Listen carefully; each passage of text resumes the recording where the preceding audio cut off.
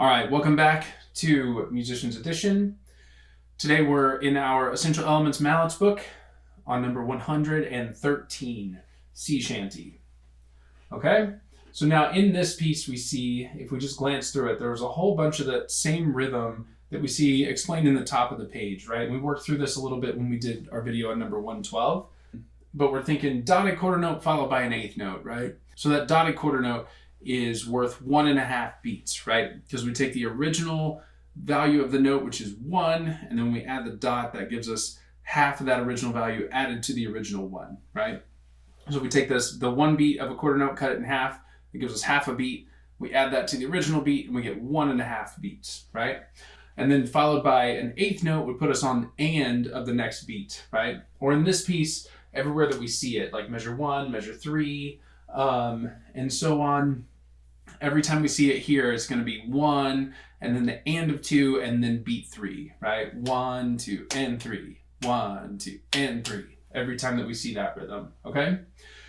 Now, before we start, we also need to look at our key signature and our time signature. We see that our time signature is 3/4, right? So we're counting by the quarter note, 3 beats in a measure, right? And then in our key signature, we see B flat and E flat, right? Which is a nice, comfortable key signature that we've seen a bunch in this book.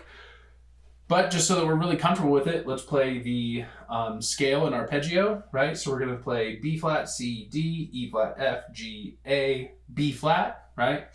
And then our arpeggio is going to be B flat for the first note, and then we find the third step of the scale, which is D, and the fifth step of the scale, which is F, and then we go up to the top note of the scale, which is B flat, right?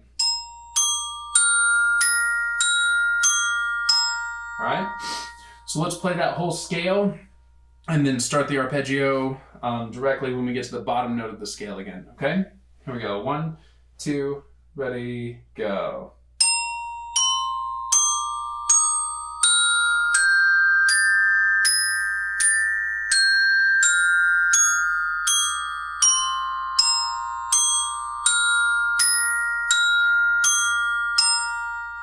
All right, so you can practice that a few times, get nice and comfortable with the shape of the keyboard that we're using for this piece, right?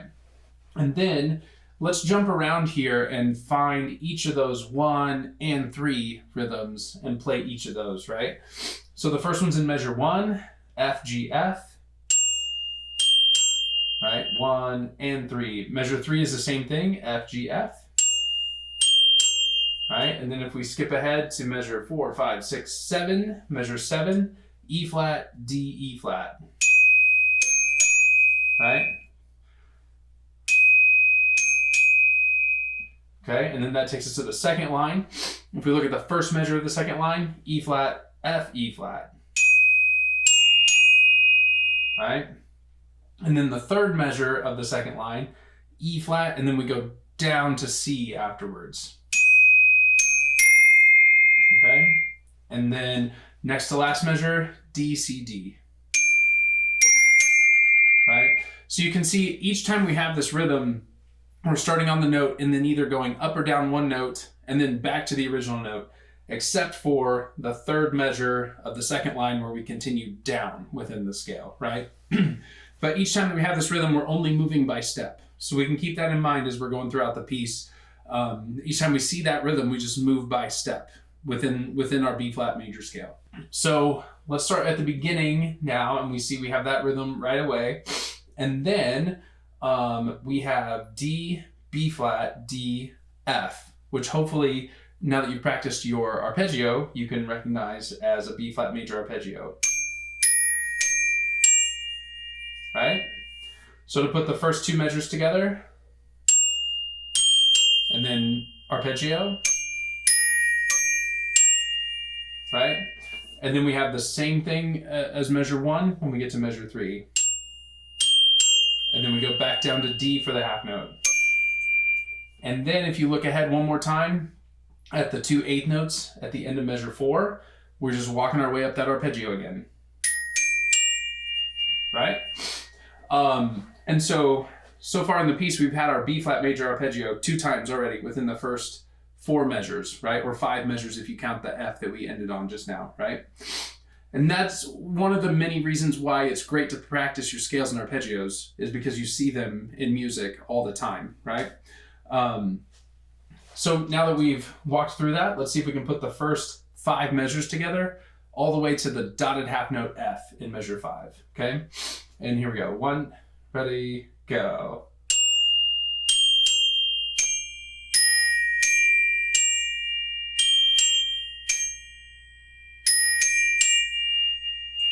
All right, and you see from there, we just walk up to G for a dotted half note, and then we're into that 1 and 3 rhythm that we practiced already,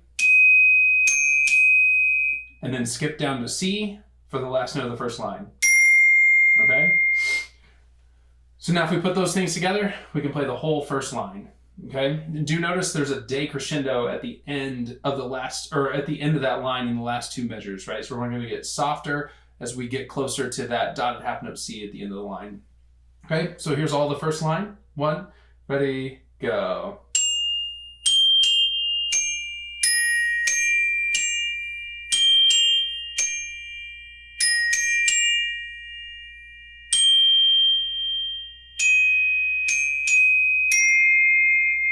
Now we can look ahead at the second line. We've already practiced this first little thing, E flat, F, E flat. Right, and then you notice from E flat we skip down to C, and then skip to A, skip to C, skip back to E flat, right?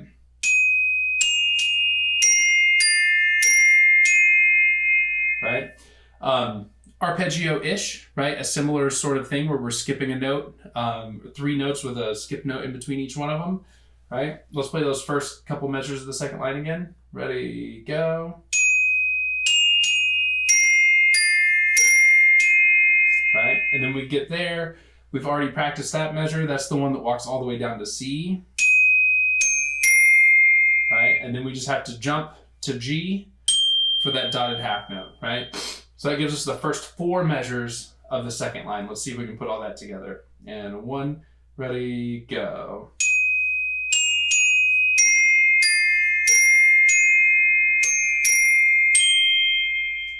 Okay? And now from there, we're just walking our way down the B flat major scale, right? Again, another reason why it's so important to practice your scales and arpeggios, right? So we have F, F, F, F, E flat, D, and then C back to D, and then skip down to B flat, okay? So here's the last 4 measures, and ready, go.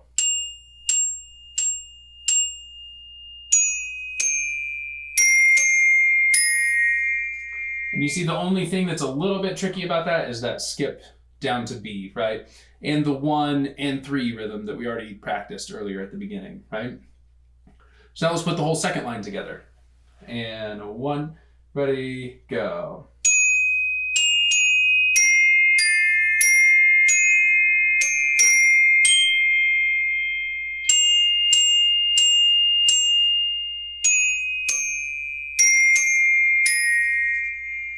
Okay, and do notice there's a crescendo in the 3rd and 4th measure of the second line, right, to take us back to forte after we played those first 2 measures as mezzo forte, right? So a little softer there, and then crescendo back to forte for the last 4 bars. Okay.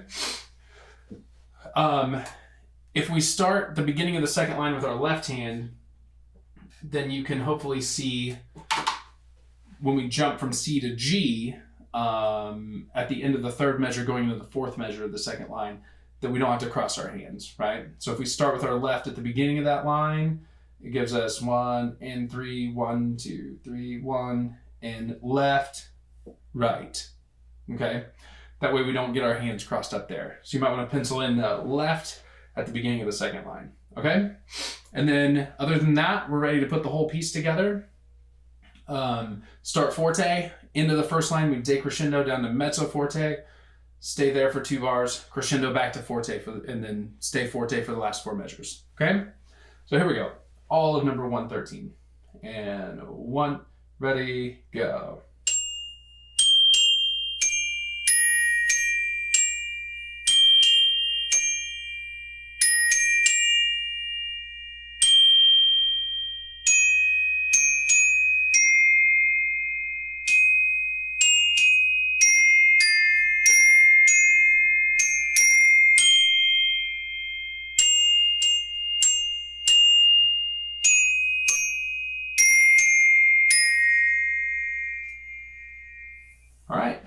So that's all of number 113. Hopefully that's a really good demonstration of why it's important to practice your scales and arpeggios, right? Because you see them in the music all the time. So it's a great thing to warm up, not only just to get used to the shape of the keys, but also because you're going to see those same patterns, those same combinations in the music popping up all the time, right? So again, work out your scales, arpeggios, and then pull the piece apart in chunks. Find tricky rhythms, find dynamics and things like that that you need to make sure happen, right? And then slowly add those chunks together until you have the whole piece. All right, happy practicing, and I'll see you next time.